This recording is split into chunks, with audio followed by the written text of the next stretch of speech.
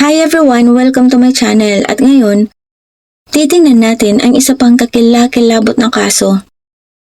Noong January 19, 2025, sa tuktok ng pinakamataas na bundok ng Austria, humantong sa isang hindi inaasahang trahedya ang matinding pagmamahal ni Kirsten sa pamumundok.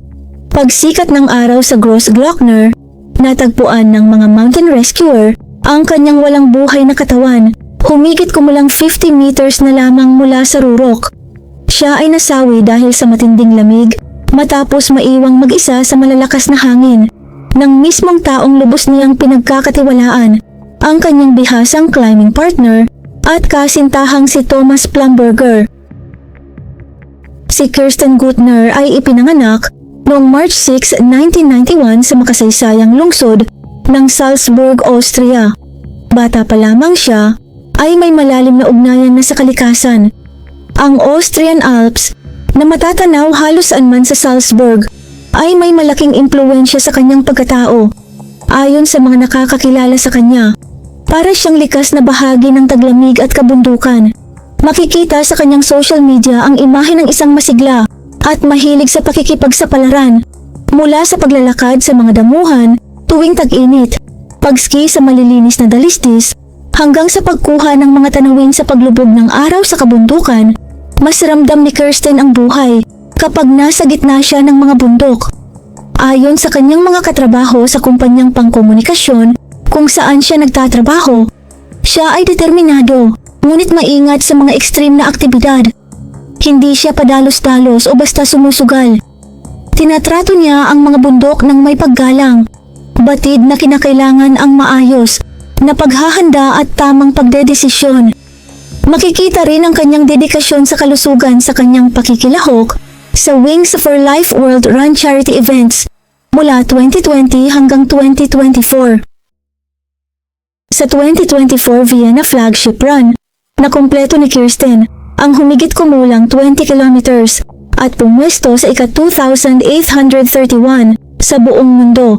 Hindi ito simpleng lakad tuwing weekend lamang. Ipinakita nito na may sapat siyang pisikal na kondisyon para sa mas seryosong mga aktibidad sa kabundukan.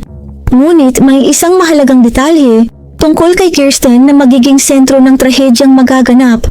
Sa kabila ng kanyang pagmamahal sa mga bundok at ng malinaw niyang lakas ng katawan, hindi pa siya kailanman sumabak sa isang mahaba at mataas na antas na alpine expedition na may matinding hirap at taas.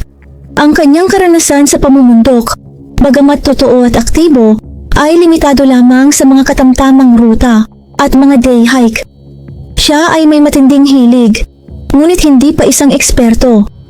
Sa mga ski event niya, nakilala si Thomas Plumberger, isang 36 years old na mountaineer na may malawak na karanasan sa alpine high altitude climbing. 3 taon ang tanda ni Thomas at kilala siya bilang bihasa sa mahihirap at matataas na ruta sa kabundukan. Siya ang naging gabay ni Kirsten sa mas hamon na mga terrain at unti-unti siyang ipinakilala sa mas mahirap na mga ruta na nagpalawak sa kumpiyansa nito sa pamumundok. Makikita sa kanilang social media ang kwento ng isang magkasintahang parehong mahilig sa outdoor adventures. May mga larawan silang magkasamang nag-hiking, umaakyat ng bundok, nagrarapel at nagsusnowboard. Ang mga kamakailang biyahe nila sa Germany ay patunay ng kanilang aktibong pamumuhay. Sa paningin ng mga tao, tila sila ay isang magpartner na parehong nauunawaan ang kabundukan at nirerespeto ang mga panganib nito. Ngunit hindi nakikita ng iba ang malaking agwat ng kanilang karanasan. Habang si Thomas ay may mahabang taon ng pagsabak sa mahihirap at matataas na akyatan, nanatiling magkaiba ang antas at teknikal na hirap ng karanasan ni Kirsten. Ang Großglockner ay may taas na 3,798 meters at ito ang pinakamataas na bundok sa Austria. Para sa mga seryosong mountaineer, ito ang itinuturing na pinakamataas na hamon sa bansa, isang rurok na nangangailangan ng teknikal na kasanayan, matinding pisikal na lakas, at malawak na karanasan sa pamumundok. Ang rutang pinili ni Thomas para sa kanilang pag-akyat ay ang Studelgrat o Southwest Ridge. Hindi ito simpleng pag-akyat. Sa terminong pang-climbing, ito ay may antas na level 3 hanggang 4, katumbas ng humigit kumulang 5.4 sa ibang grading system. Pinagsasama ng rutang ito ang technical na rock climbing at ang matinding pagkakalantad sa lagay ng panahon at taas ng bundok. Sa kondisyon ng taglamig, mas lalo pang tumitindi ang hirap at panganib. Ayon sa kanilang plano, dadaan sila sa rurok ng Grossglockner, tatawid sa Kleinglockner, at bababa patungo sa Adlersruhe Hut. Isa itong napakahirap na ruta, kahit para sa mga bihasang alpine climber. Para sa isang taong may karanasang tulad ni Kirsten, ito ay isang napakalaking hakbang sa antas ng teknikal na hirap at panganib. Kilala rin ang rutang ito sa tinatawag ng mga mountaineer na point of no return, ang Fuchsplateau o tinaguriang breakfast spot sa taas na 3,550 meters. Ito ang kritikal na bahagi kung saan kailangang magpasya kung tutuloy pa o babalik. Lampas sa puntong ito, nagsisimula ang pinakamahihirap na bahagi ng pag-akyat at nagiging mas mahirap ang pag-atras. Ang mga kondisyon ng panahon na kayang tiisin sa mas mababang bahagi ng bundok ay maaaring maging lubhang mapanganib sa taas na ito. Ang lalong ikinabahala ng mga taga-usig sa kanilang pag-akyat noong Enero ay ang naging pagpili ng kagamitan ni Kirsten. Sa halip na matitigas na sapatos na espesyal para sa alpine climbing, siya ay nagsuot ng malalambot na snowboard boots, isang uri ng kasuotan na hindi angkop para sa teknikal at delikadong pag-akyat sa mataas na bundok.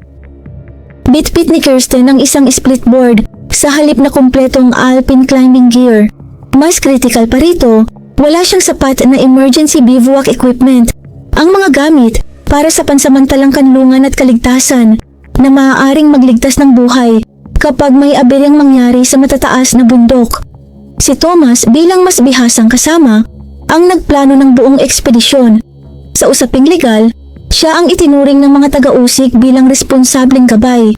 Kalakip ng papel na ito ang tungkuling suriin ang kakayahan ng kanyang kasama, tiyaking tama ang kagamitan, at gumawa ng tamang desisyon kung kailan dapat magpatuloy o umatras. Noong Biyernes, January 18, 2025, nagsimula ang araw ni Kirsten at Thomas bago pa sumikat ang araw. Bandang 6:45 ng umaga, umalis sila mula sa parking area malapit sa Lochner House sa Kals upang simulan ang inaasam nilang winter ascent sa pinakamataas na bundok ng Austria. Ngunit ayon sa mga taga-usig, ang oras ng kanilang pag-alis ang unang seryosong pagkakamali. Ayon sa kanila, ang alas 6:45 ng umaga ay halos 2 oras na mas huli kaysa sa inirerekomenda para sa isang ganito kahirap at delikadong pag-akyat. Sa alpine climbing tuwing taglamig, ang maagang pagsisimula ay hindi lamang para sa kaginhawaan. Ito ay usapin ng kaligtasan. Mahalaga ang bawat oras ng liwanag at mabilis na lumiit ang pagkakataong magkamali kapag dumilim na. Sa una, maayos naman ang kanilang pag-usad. Bandang 9:30 ng umaga, narating nila ang Studelhütte. Malamig ang panahon ngunit kaya pa, at kapwa sila maayos na gumagalaw. Walang anumang palatandaan noon ng trahedyang naghihintay. Pagsapit ng 1:30 ng hapon, narating ng dalawa ang Fuchsplateau, ang kritikal na turnaround point sa taas na 3,550 meters. Ito ang sandaling magmumulto sa investigasyon sa loob ng maraming buwan. Malaki ang ipinangit ng kondisyon ng panahon. Umabot sa 74 km bawat oras ang lakas ng hangin, may temperaturang -8 degrees Celsius at ang ramdam na lamig ay halos -20 degrees Celsius. Iisa ang sinasabi ng bawat aklat at gabay sa pamumundok. Ito na ang oras para umatras. Ito ang sandaling dapat manaig ang karanasan at tamang paghatol laban sa labis na pagnanais na marating ang rurok. Ngunit hindi sila bumalik.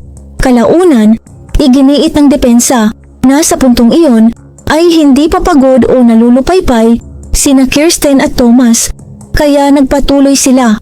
Para naman sa prosekusyon, ang desisyong ipagpatuloy ang pag-akyat lampas sa turnaround point sa gitna ng lumalalang kondisyon, ang mismong sandaling nagtakda ng kapalaran ni Kirsten. Habang papalapit ang gabi, nakuhanan ng webcam. Mula sa kalapit na Erzherzog Johann Hütte, ang dalawang ilaw ng headlamp na paakyat pa rin sa bundok. Bandang alas 6 ng gabi, tuluyan ng dumilim. Ang dalawa ay patuloy na umaakyat sa mga kondisyong kahit ang pinakabihasang mountaineer ay mahihirapan. Teknikal na bato at yelo, matinding lamig, malalakas na hangin at ganap na kadiliman. Bandang alas 8:30 ng gabi, halos hindi na sila makapagpatuloy. Nagpakita si Kirsten ng matinding pagkapagod. Humigit kumulang 30 hanggang 50 meters na lamang sa ibaba ng Summit Cross. Na-stranded sila sa isang lantad na bahagi ng niyebe na halos walang visibility at tinatamaan ng napakalalakas na hangin. Ang sumunod na mga pangyayari ang naging pinakakontrobersyal na bahagi ng buong kaso. Bandang alas 10:50 ng gabi, noong January 18, namataan ng Alpine Police Monitoring sa mga webcam ang dalawang ilaw sa mataas na bahagi ng Grossglockner. Sa kabila ng napakadelikadong kondisyon sa paglipad, agad ipinadala ang police helicopter na Libel upang magsiyasat. Nakita ng crew ng helicopter ang dalawang na-stranded na umaakyat at tinapatan sila ng malalakas na ilaw. Isa itong sandali ng posibleng pagliligtas. Isang pagkakataon para magbigay ng sinyalis ng panganib at agad masimulan ang rescue operation. Ngunit walang ibinigay na distress signal. Kalaunan, iginiit ng depensa na sa sandaling iyon ay maayos pa ang kalagayan ng dalawa at malapit na sila sa rurok. Ayon sa kanila, wala pang emergency. Ngunit giit ng prosekusyon, si Kirsten ay bumagsak na dahil sa matinding pagkapagod at hypothermia. At ito ay isang napakahalagang pagkakataong nasayang para mailigtas ang kanyang buhay. Matagal na umikot ang helicopter bago tuluyang umalis. Nakita ng mga piloto ang dalawang ilaw, dalawang tao. Ngunit walang indikasyon na kailangan nila ng tulong. Hindi sila maaaring lumapag dahil sa matinding lagay ng panahon. Subalit kung may natanggap lamang silang senyalis ng panganib, maaari sana silang magsimula ng isang komplikado ngunit posibleng rescue operation kahit sa gabi. Bandang alas 12:35 ng madaling araw, noong January 19, tuluyan nang nakontak ng Alpine Police si Thomas sa pamamagitan ng telepono matapos ang ilang bigong pagtatangka. Hindi malinaw ang nilalaman ng kanilang usapan, ngunit ang sumunod na ginawa ni Thomas ay naging mahalagang bahagi ng kaso ng prosekusyon. Matapos, ibaba ang tawag, inilagay ni Thomas ang kanyang telepono sa silent mode at itinabi ito. Mula noon, hindi na siya makontak sa lahat ng sumunod na pagtatangka ng rescue coordination. Sa loob ng mga susunod na oras, habang lalo pang lumalala ang kondisyon at papait, ang kalagayan ni Kirsten, hindi makontak ng mga emergency services ang nag-iisang taong alam ang eksaktong lokasyon at sitwasyon nila sa bundok. Bandang alas 2 ng madaling araw, dumating ang sandaling magtatakda sa buong kaso. Ayon sa opisyal na pahayag ng prosekusyon, iniwan ng akusado ang kanyang kasintahan na walang proteksyon, labis na pagod, giniginaw at nalilito, humigit kumulang 50 meters na lamang sa ibaba ng Summit Cross ng Grossglockner. Ipinunto ng mga taga-usig na nabigo si Thomas na gawin ang mga pangunahing hakbang para sa kaligtasan bago iwan si Kirsten. Hindi niya inilipat si Kirsten sa isang lugar na may panangga sa hangin. Hindi niya ginamit ang bivouac sack o ang mga available na aluminum emergency blanket. Hindi rin niya tinanggal ang mabigat na backpack at splitboard nito. Kaya nanatiling pasan ni Kirsten ang dagdag na bigat habang nilalabanan ang matinding lamig at pagkapagod. Bandang alas 2:30 ng madaling araw, nakuha na ng webcam ang isang nag-iisang ilaw na nagsimulang bumaba patungo sa kabilang panig ng bundok. Umalis si Thomas. Naiwan si Kirsten na mag-isa. Lantad sa hangin na kalaunan ay aabot sa lakas ng bagyo. Kalaunan, iginiit ng depensa na ang kanilang paghihiwalay ay napagkasunduan umano ng dalawa. Isang desperadong plano upang makakuha ng tulong sa lalong madaling panahon. Ngunit para sa prosekusyon, malinaw itong pag-abandona. Bandang alas 3:30 ng madaling araw, tumawag muli si Thomas sa mga emergency service at ipinaalam na iniwan niya ang kanyang kasintahan at humihingi ng tulong ng helicopter. Ngunit sa oras na iyon, imposible na ang anumang aerial rescue dahil sa masamang kondisyon ng panahon. Mula alas 2 ng madaling araw hanggang alas 10:10 ng umaga kinabukasan, nanatiling walang galaw si Kirsten sa isang lantad na ihip. 50 meters na lamang mula sa rurok ng pinakamataas na bundok ng Austria. Ipinakita ng GPS data mula sa kanyang sports watch na tumigil na siya sa paggalaw bandang alas 4 ng madaling araw at nanatiling ganap na hindi gumagalaw sa loob ng sumunod na 6 na oras. Mag-isa siyang namamatay sa lamig habang ang kanyang kasintahan ay bumababa patungo sa kaligtasan. Pagsapit ng madaling araw ng January 11, wala pa ring ginhawang dumating. Bandang alas 7 ng umaga, kinailangang itigil ang isang tangkang rescue gamit ang helicopter dahil sa hangin na may lakas ng bagyo. Ang lagay ng panahon na delikado na noong gabi ay tuluyan ng naging imposibleng harapin pagsapit ng umaga. Ang tanging natitirang opsyon ay ground rescue. Sinimulan ng Mountain Rescue Team ng Bergretungkals ang isang napakahirap na 5 oras na pag-akyat gamit ang touring skis. Hinaharap ang parehong matinding kondisyon na kumitil sa buhay ni Kirsten. Bandang alas 10 ng umaga, narating ng rescue team si Kirsten Gertner. Kalaunan, kinumpirma ng mga medical expert na sa mataas na lugar at walang sapat na proteksyon, ang hypothermia ay maaaring humantong sa kamatayan sa loob lamang ng 30 minuto. Si Kirsten ay nasawi dahil sa hypothermia, mag-isa, sa pinakamataas na bundok ng Austria, 50 meters na lamang mula sa rurok na hindi na niya maabot. Maingat na inilikas ang kanyang katawan mula sa bundok, na naging simula ng isang proseso na hahantong sa isa sa pinakakontrobersyal na kaso ng pamumundok sa mga nagdaang taon. Ang tanggapan ng public prosecutor sa Innsbruck ay nagsimula ng isang masusing investigasyon na tumagal ng 11 buwan. Kinumpiska ang mga cellphone ng parehong umaakyat, sinuri ang GPS data, pinag-aralan ang mga ulat ng panahon, at kinapanayam ang mga eksperto sa pamumundok. Bawat desisyong ginawa sa bundok ay sinuri ng detalyado at masinsinan. Partikular na naging mahalaga ang digital na ebidensya sa kaso. Naitala ng sports watch ni Kirsten ang kanyang mga huling oras nang may nakagigimbal na eksakto. Nakita ng mga investigador kung kailan siya tumigil sa paggalaw, kaano siya katagal na nanatiling walang galaw, at ang eksaktong GPS coordinates ng kanyang huling kinaroroonan. Nagbigay rin ang webcam footage ng malinaw na visual timeline ng trahedya, 2 ilaw na umaakyat pagsapit ng dilim, at isang ilaw na bumababa nang mag-isa bandang alas 2:30 ng madaling araw. Ang buong kwento ay malinaw na naitala sa mga pixel at GPS data. Nang matapos ang investigasyon noong December 2025, tinukoy ng mga taga-usig ang siyam na kritikal na pagkukulang na, ayon sa kanila, ay humantong sa pagkamatay ni Kirsten. Una, ang pagsama ng isang hindi sapat ang karanasan sa rutang ito sa kondisyon ng taglamig. Ikalawa, ang pagsisimula ng pag-akyat ng halos 2 oras na huli. Ikatlo, ang kakulangan sa sapat na emergency bivouac equipment. Ikaapat, ang pagpayag na gumamit si Kirsten ng hindi angkop na kagamitan. Ikalima, ang hindi pag-atras sa Fuchs Platel nang lumala ang kondisyon ng panahon. Ika-6, ang hindi agad pagtawag sa emergency services bago dumilim. Ika-7, ang hindi pagbibigay ng distress signal sa helicopter bandang alas 10:50 ng gabi.